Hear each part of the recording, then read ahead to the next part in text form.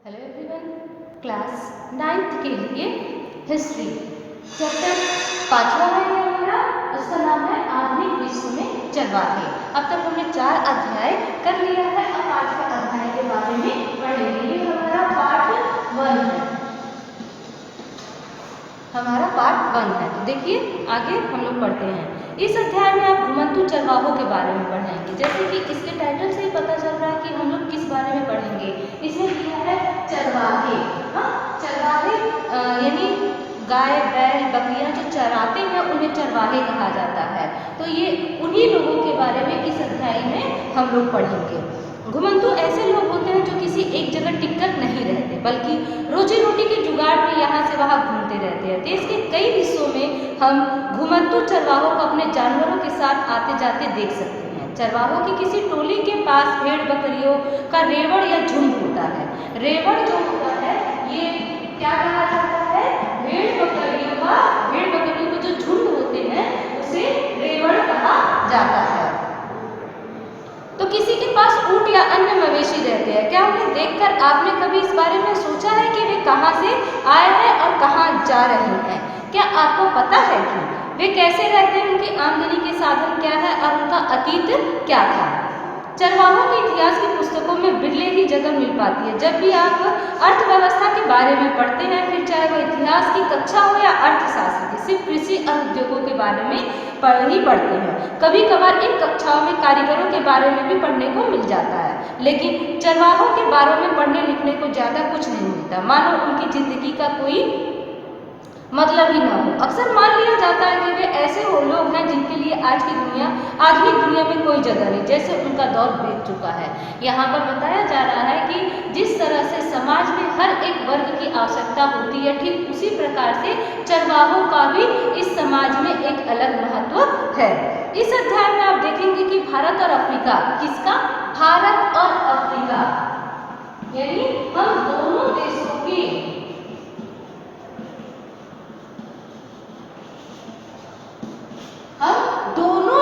के चरवाहों के बारे में अध्ययन करेंगे।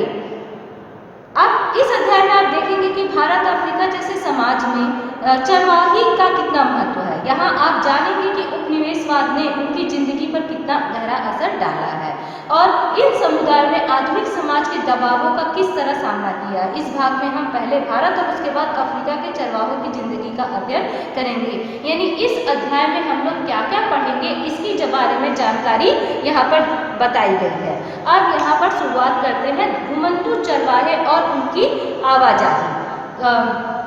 इसमें है पहला हम लोगों का टॉपिक है घुमंतू चरवाहे और उनकी आवाजाही। घुमंतू चरवाहे और उनकी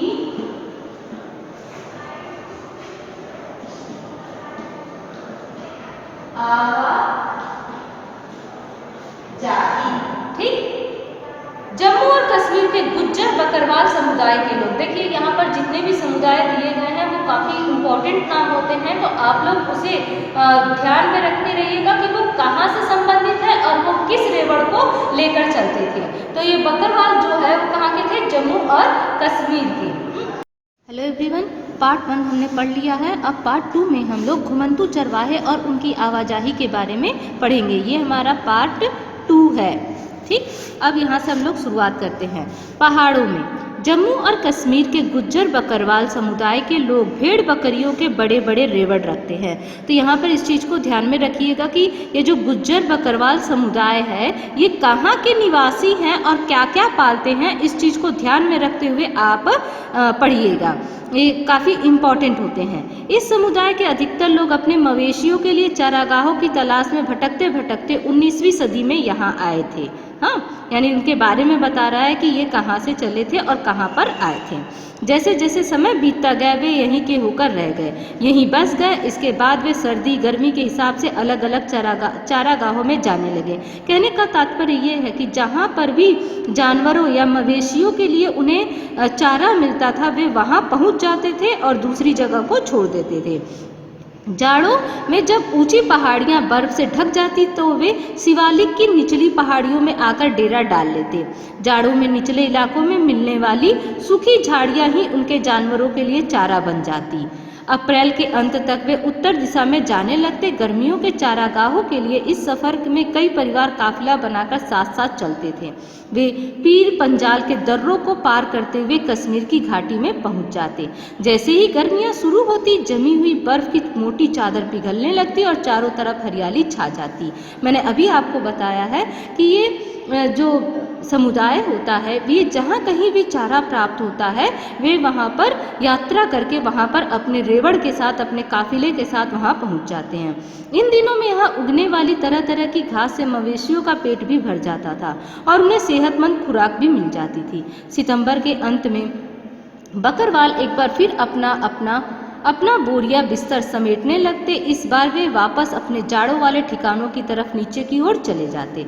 जब पहाड़ों की चोटियों पर बर्फ जमने लगती तो वे निचली पहाड़ियों की ओर शरण में चले जाते। पास के ही पहाड़ों में चरवाहों का एक और समुदाय रहता था। अभी ये किसके बारे में हमने पढ़ा है कि जम्मू कश्मीर के गुज्जर बकरवाल समुदाय के बारे में, जिनकी किसकी रेवड़ियाँ थी, भेड़ और बकरियों के। अब दूसरे समुदाय के बारे में पढ़ रहे हैं। तो देखिए वो कहाँ रहता था। हिमाचल प्रदेश के इस समुदाय को गद्दी कहते हैं।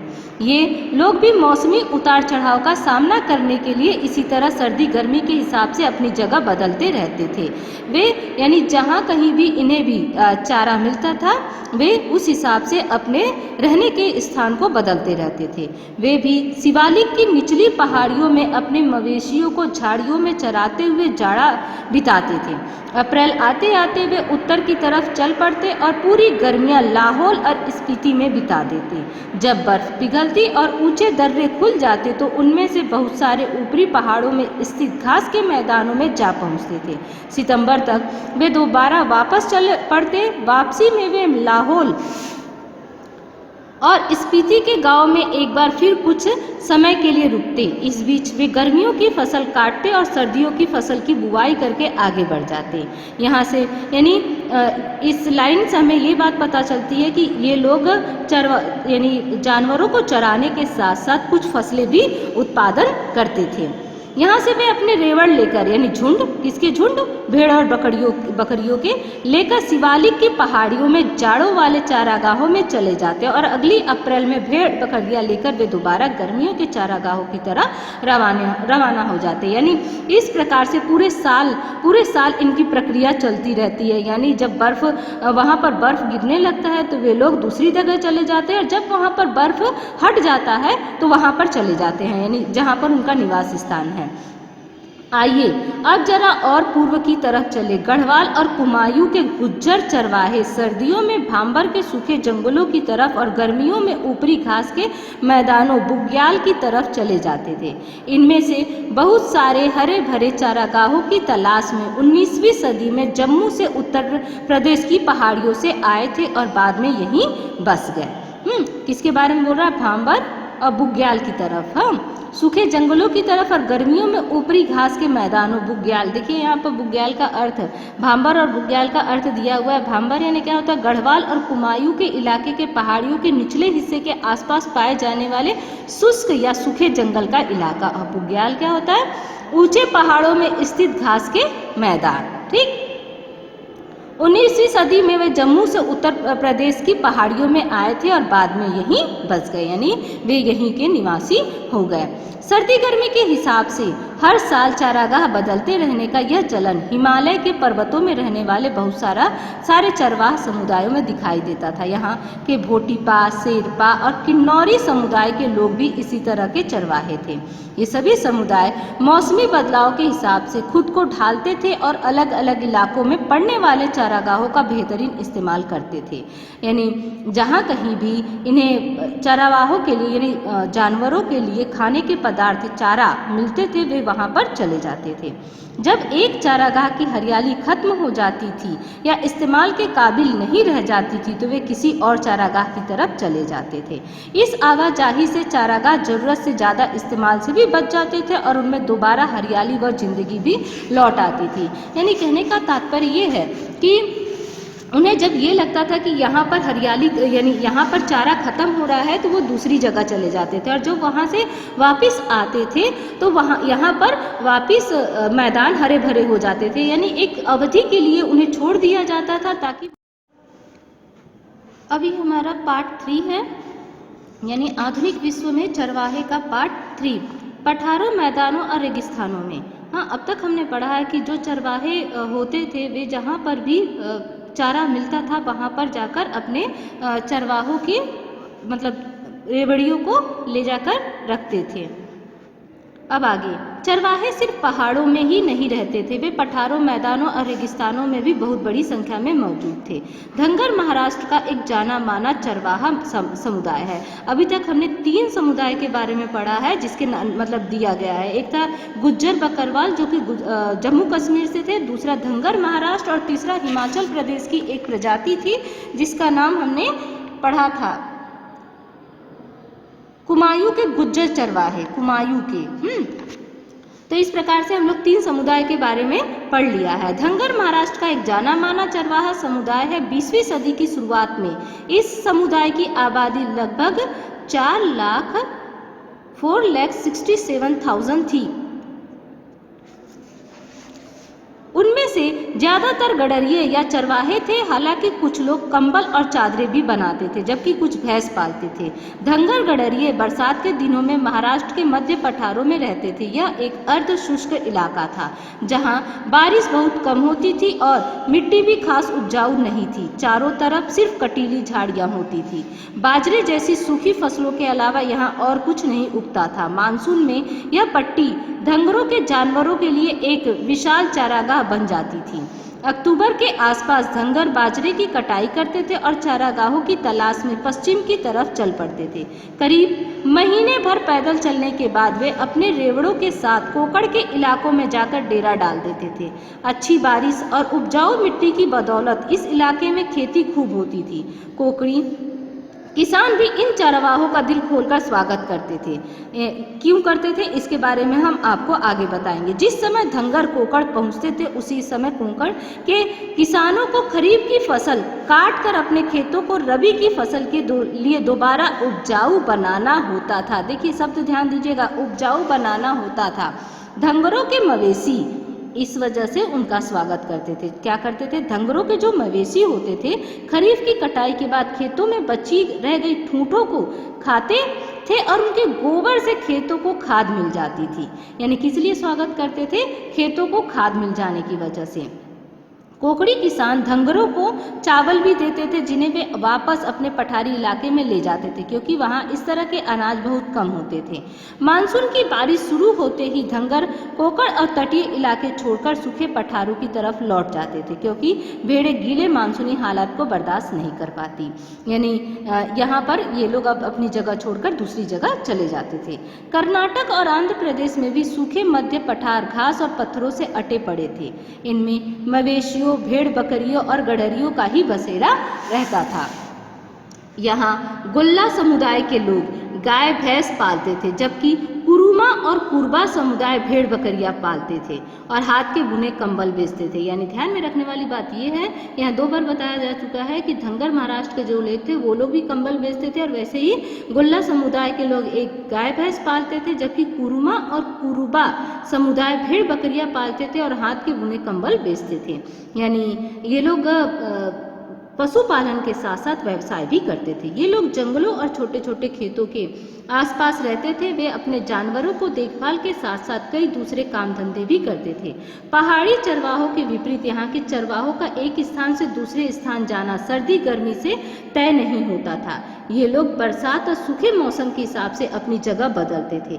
सूखे महीनों में वे तटीय इलाकों की तरफ चले जाते थे, जबकि बरसात शुरू होने पर वापस चल देते थे। मानसून के दिनों में तटीय इलाकों में जिस तरह के गीले दलदली हालात पैदा हो जाते थे वे सिर्फ भैंस को ही रास आ सकते थे। ऐसे समय में बाकी जानवरों को सूखे पठारों इलाकों में ले जाना जरूरी था। यानी भैंस यानी पशुओं के हिसाब से भी वे अपने स्थान को परिवर्तित करते रहते थे। यानी पशु को जिस प्रकार का मौसम चाहिए था वे इस हिसाब से भी अपने जगह को बदलते रहते थे। चरवाहों में एक जाना माना पहचाना नाम बंजारों का भी है। बंजारे उत्तर प्रदेश, पंजाब, मध्य प्रदेश और महाराष्ट्र के कई इलाकों में रहते हैं। हम लोग भी आसपास कभी कभी देख लेते हैं कि टेंट डालकर वो लोग बैठे रहते हैं, या तो दवाई वगैरह बेचते हैं या किसी भी प्रकार का कोई व्यवसाय करते हैं। आजकल के समय में ये लोग बहुत दूर दूर तक चले जाते थे और रास्ते में अनाज और चारे के बदले गांव वालों को खेत जोतने वाले जानवर और दूसरी चीजें बेचते जाते थे। वे जहां भी जाते अपने जानवरों के लिए अच्छे चारागाहों की खोज में रहते। राजस्थान के रेगिस्तानों में राइका समुदाय रहता था। देखिए यहाँ पे जो नाम दिया गया वो काफ़ी इंपॉर्टेंट है, आप इसे याद रखिएगा और कहाँ के हैं ये भी याद रखिएगा। इस इलाके में बारिश का कोई भरोसा नहीं था, होती भी थी तो बहुत कम। वैसे भी राजस्थान इलाका सूखा ही माना जाता है, बहुत कम। इसीलिए खेती की उपज हर साल घटती बढ़ती रहती थी। बहुत सारे इलाकों में तो दूर दूर तक कोई फसल होती ही नहीं थी। इसके चलते राइका खेती के साथ साथ चरवाही का भी काम करते थे। बरसात में तो बाड़मेर, जैसलमेर, जोधपुर और बीकानेर के राइका अपने गांव में ही रहते थे, क्योंकि इस दौरान उन्हें वहीं चारा मिल जाता था। पर अक्टूबर आते आते ये चारागाह सूखने लगते थे। नतीजतन ये लोग नए चारागाहों की तलाश में दूसरे इलाकों की तरफ निकल जाते थे और अगली बरसात में ही वापस लौटते थे। राइकाओं का एक तबका ऊंट पालता था, जबकि कुछ भेड़ बकरियां पालते थे। सिंपल शब्दों में अगर ये कहे तो कोई अतिशयोक्तिपूर्ण बात नहीं होगी कि ये लोग जहाँ कहीं भी चारा उपलब्ध होता था या मौसम के अनुसार अपने जगह को परिवर्तित करते रहते थे। इस तरह हम देख सकते हैं कि चरवाहा समुदाय की जिंदगी कई चीज़ों के बारे में काफ़ी सोच विचार करके आगे बढ़ती थी। उन्हें इस बात का हमेशा ख्याल रखना पड़ता था कि उनके रेवड़ एक इलाके में कितने दिन तक रह सकते हैं और उन्हें कहाँ पानी और चारागाह मिल सकते हैं। उन्हें न केवल एक इलाके से दूसरे इलाके में जाने का सही समय चुनना पड़ता था, बल्कि यह भी देखना पड़ता था कि उन्हें किन इलाकों से गुजरने की छूट मिल पाएगी और किन इलाकों से नहीं। सफ़र के दौरान उन्हें रास्ते में पड़ने वाले गाँव के किसानों से भी अच्छे संबंध बनाने पड़ते थे, ताकि उनके जानवर किसानों के खेतों में घास चढ़ सके और उनकी उपजाऊ बनाते चले। अभी हमने धंगर एक समुदाय के बारे में पढ़ा था कि कोकणी लोग इनका स्वागत करते थे, इसी वजह से करते थे कि इनके जो जानवर होते थे इन्हें एक प्रकार से खाद मुहैया करा देते थे मुफ्त में, तो इसीलिए उनका स्वागत करते थे। इसीलिए ये लोग भी उनके साथ अपना व्यवहार बना के रखते थे। अपनी रोजी रोटी के जुगाड़ में उन्हें खेती, व्यापार और चारवाही ये सारे काम करने पड़ते थे। आइए अब देखें कि औपनिवेशिक शासन के दौरान यानी अंग्रेजों के ज़माने में चरवाहों का जीवन किस तरह बदला। यानी अब हम लोग अगले अध्याय में देखेंगे कि औपनिवेशिक शासन में चरवाहों का जीवन किस प्रकार से परिवर्तित हुआ।